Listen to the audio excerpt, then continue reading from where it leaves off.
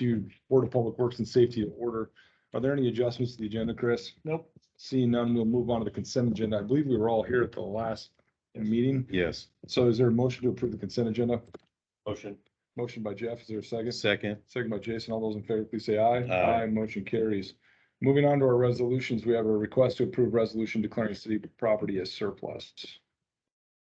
I'll go ahead and do it for Tabitha. For the record, Chris Brycel, city attorney.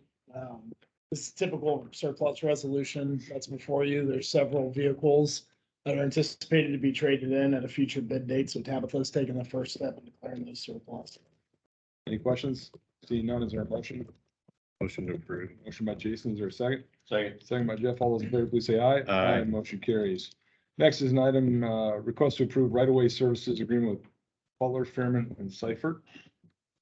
Yeah, for Becky? the record, it's M. Mackey, Assistant Director of Engineering, and this is a professional services agreement with BFS to provide right-of-way services for our project at Oleo and Southeastern Parkway. This is a roundabout, the five-legged roundabout that we have over there, and we're converting that to a four-legged roundabout with a teardrop on 136th Street. Any questions for Becky? Seeing none, is there a motion? Motion. Motion by Jeff. Is there a second? Second. Second by Jason. All those in favor, please say aye. Aye. Motion carries. Item 3, a request to approve First Amendment to MOU with Hamilton Southeastern Schools regarding snow removal services. Mr. Steiner. Yeah, good morning, Eric Steiner, Assistant Director of Public Works. This is Operations. probably, not COVID friendly here. I don't think. I don't have COVID. All right, good. I just precaution out. Yeah. My wife and daughter. Anyway. So in front of you is an addendum to the snow memorandum of understanding with HSC schools. So every year, we, DPW, rent 2 backhoes and 1 loader to stage for our winter operations to service the schools.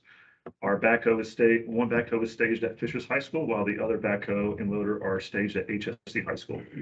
As with everything, the cost of renting these 3 pieces of equipment has significantly increased from $29,600 last snow season to $43,600 this snow season. So we reached out to HSC schools to inquire if they'd be willing to share the cost of the rental equipment for the snow season, and they agreed to pay half, $21,800. So if approved, this addendum will take effect once approved by the school board tomorrow night, December 14th. So Eric, remind me in the MOU, do we currently just charge them an hourly rate for the use and we weren't charging them for the actual rental? Correct. And now they're saying, we'll just go ahead and cover half. Correct. So I don't want to make it sound like they normally cover the rental of They it. don't cover it. Yeah, right. They're just normally paying an hourly rate Yeah. for whatever we use. So this is actually, them coming halfway is more than what the original agreement was. Exactly. If we don't get any snow, Yeah, we pay all of it regardless. right. So I just want to share that cost. Did they give you a rationale for why it went up that much from one year to the next? Just, that is what it is, huh? That's what it is. Yeah. Ridiculous. Yeah, Yes. Over 50%. yeah. That's I'll have to just park my Yukon out there. We're in it. Yeah. Is there a motion to approve?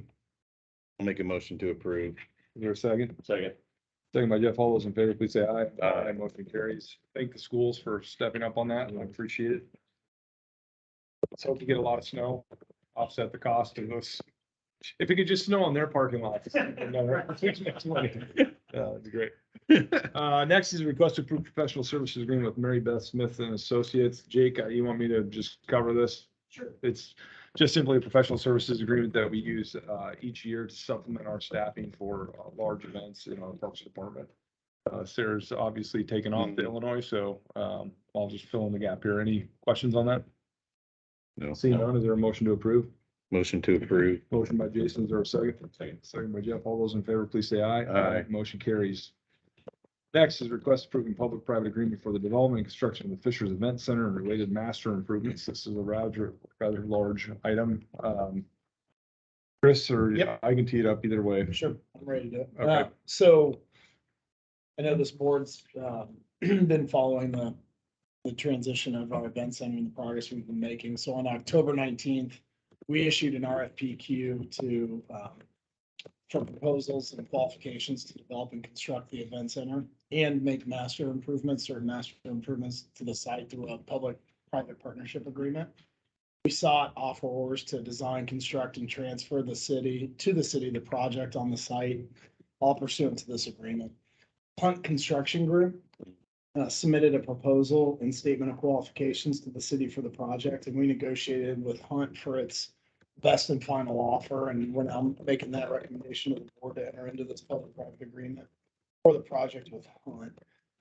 As we've done and as pursuant to the act, we have a public hearing that's been noticed today for the approval of this agreement and whether or not we're going to enter in and move forward. A few items I'd point out with the agreement.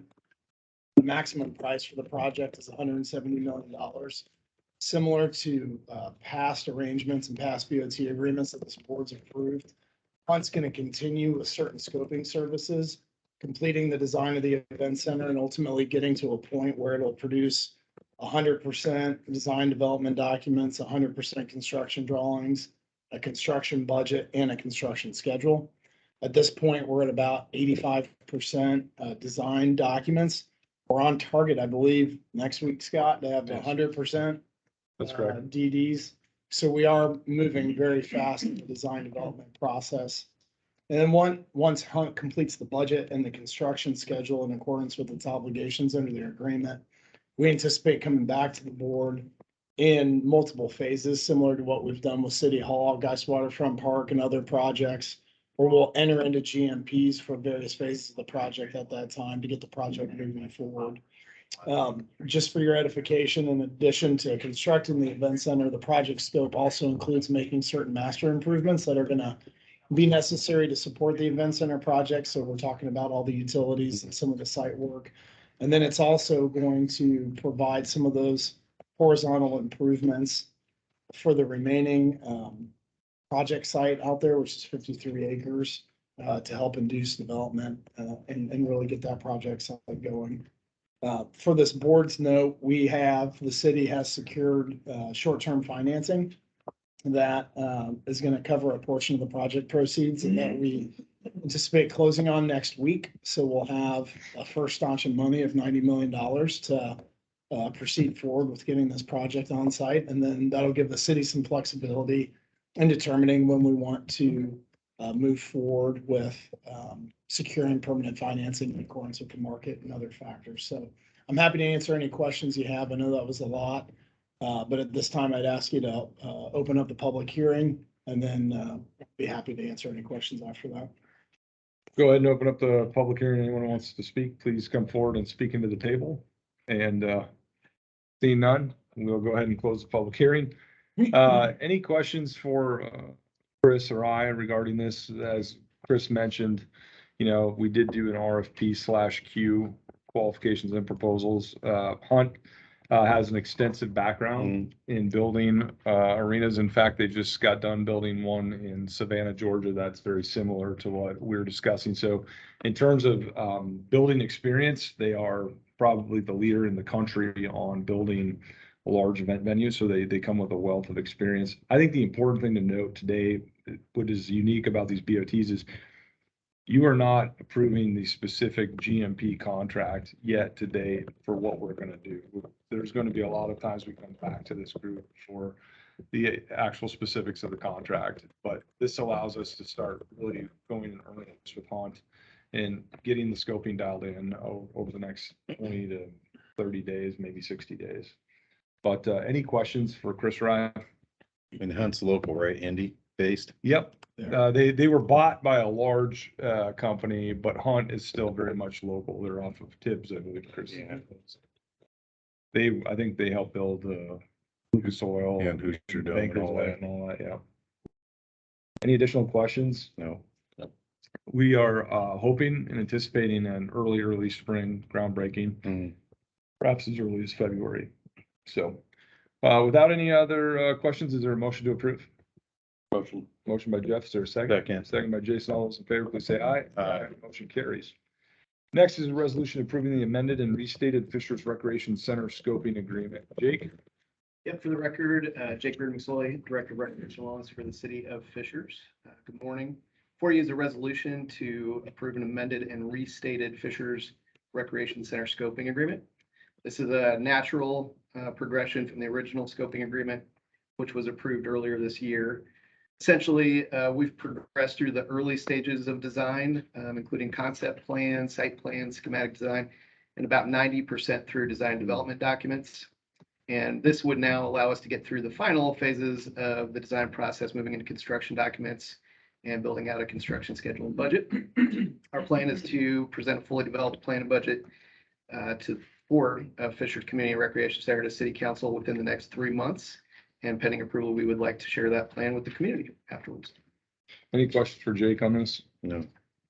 Well, we look forward to having the conversation with the community and the city council here in the coming months. I think it's come a long ways, progressed nicely. Jake's done a great job kind of honing in on the vision. If there are no other questions, is there a motion? Make a motion to approve. Motion by Jason, is there a second? Second. Second by Jeff. All those in favor, please say aye. Aye. Motion carries. Thank you, Jake. Next is a request to revoke a right-of-way permits. Can't get enough of those. Good day. For the record, Sam Mackey, Assistant Director of Engineering, and before you is a request to revoke right-of-way permits. These are permits that came through the board. There was 2 in River Glen and there was 1 in Bluestone. These permits were issued on December 6, 2022. No, sorry, as of December 6, 2022, they have not started any construction, and per the Indiana code, if these permits were not acted upon and construction started within 2 years, we have the right to revoke these permits. Is there still no response from Verizon? I don't believe so. Is there a motion to revoke? So are we notifying the community before, that these are being Mhm. revoked? They're notifying, I think all the HOAs are being notified before we bring it to the board. Okay, great. I think, correct me if I'm wrong, guys, but we're also changing the color or contemplating changing the color on our Map. 5G map. It's a rainbow now. Yeah, I bet. To let everybody know that this was a location that was previously approved but has now been revoked, so you can have an accurate understanding of the rainbow. Just trying to keep it straight. Yeah. All right. Is there a motion? Make a motion to approve. Motion by Jason, is there a second? Second. Second by Jeff, all in favor, please say aye. Aye. Motion carries. Thank you, Mackey. Next is a fee proposal for additional services on State Road 37. Again, Tim Mackey, Assistant Director of Engineering. This is the amendment number 6 for additional professional services on State Road 37. As you all are aware, as of May this year, we we let 141st Street and State Road 37. Unfortunately, we did not get a favorable bid.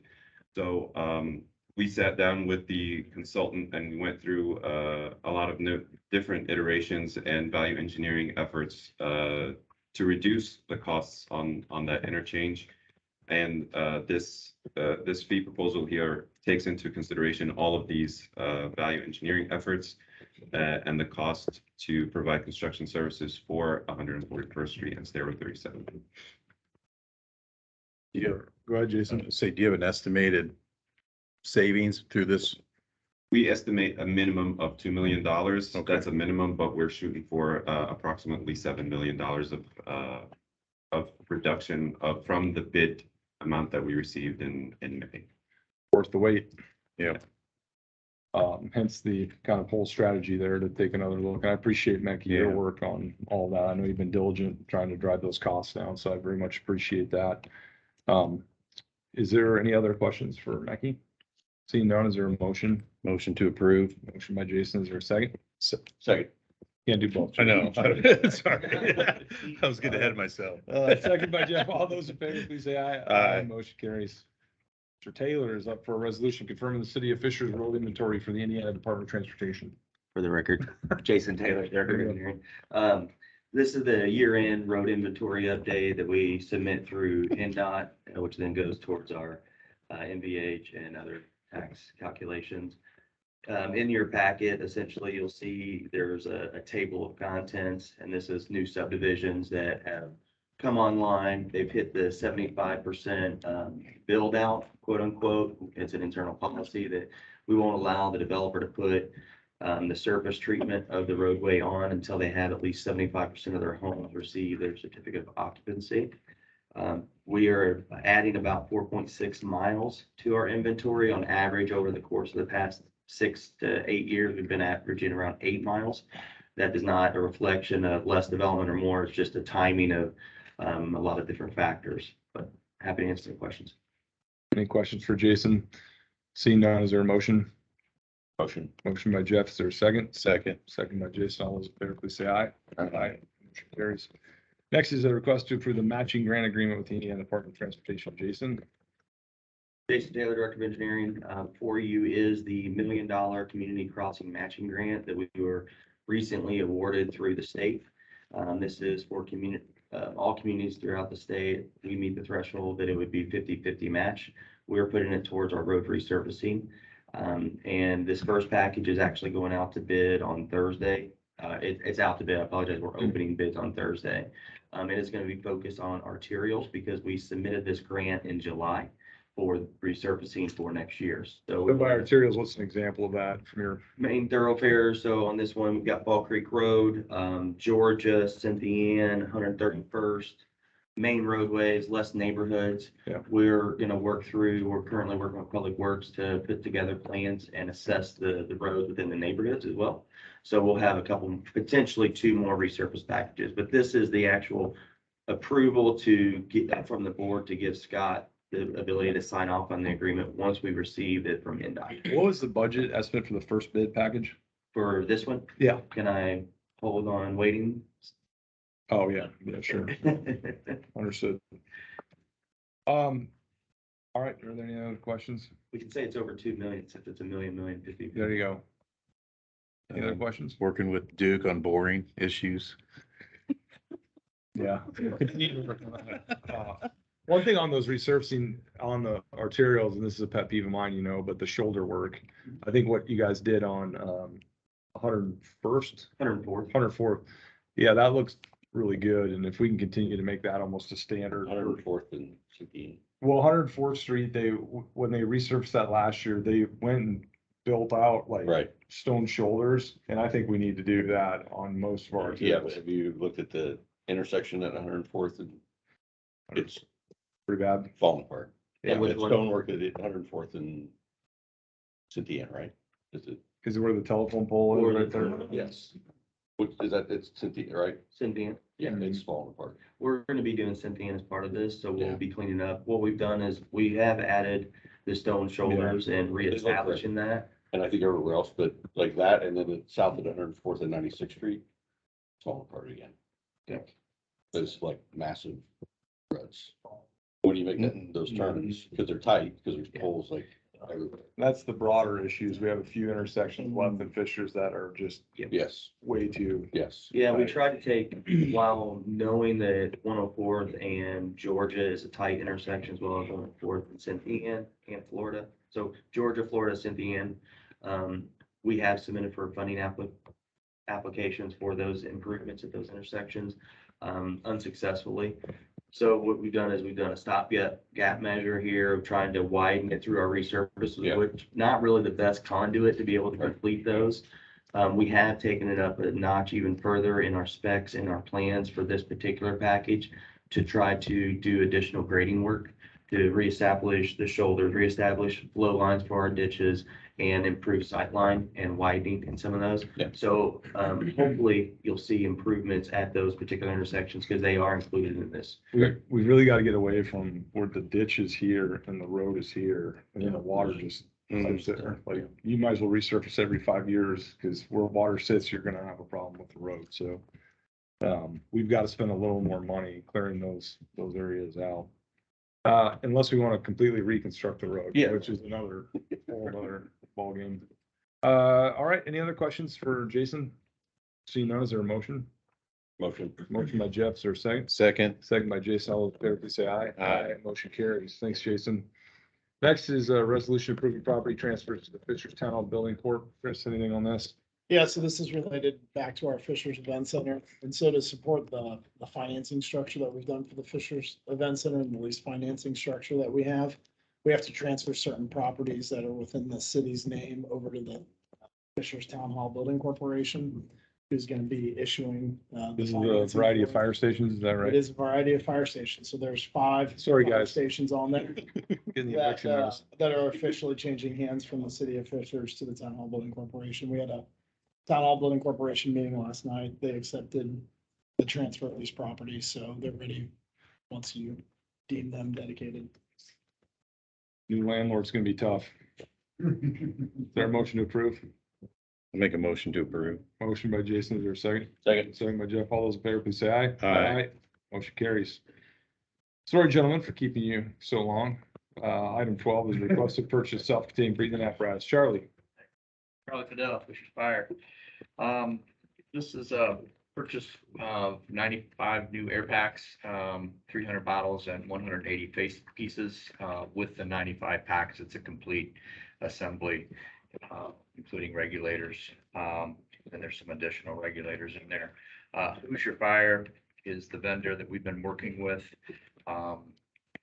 Off of this price, there's like a $1.2 million discount. And then because we've been working with Hoosier and Scott Safety is been working with Hoosier, they gave us an additional discount of I believe was it 300, Chris? It's approximately 400. Yeah, approximately 400. So yeah, 398. So these air packs have new to meet the 2018 latest NFPA standard. The new face pieces offer a better field of view. There's a bone mic technology in the face pieces themselves that allow better communication, which has always been a problem with, talking, sound like Darth Vader. If you've ever heard us talking through our air packs, and those connect Bluetooth with our current radios. The other big thing on that is the soft goods on the air packs, which is all the cloth, is all removable to be washable, and that helps get rid of the carcinogens, keeps that out of the firehouse, out of the rigs.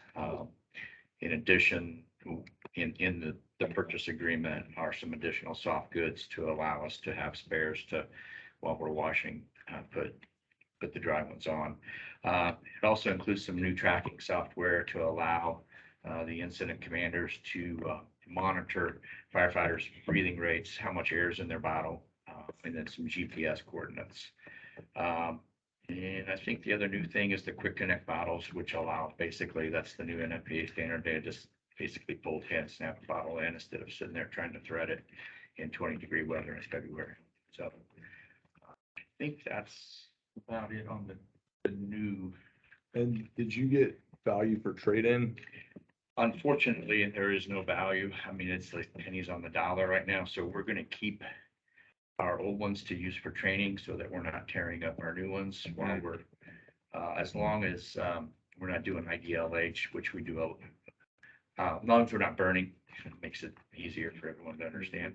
We use our old air packs. So when we're doing firefighter removal or, RIT training, things like that, where we're really banging up our packs, we'll be using the old ones. I see. Okay. Any additional questions for Charlie? No, It's a big acquisition, but and I know Elliot worked hard to find the funding to be able to get this done at one time versus a phased approach. Right, So, we're trying to beat the 2023 price increase as well. And yeah. 40% air train. Yeah.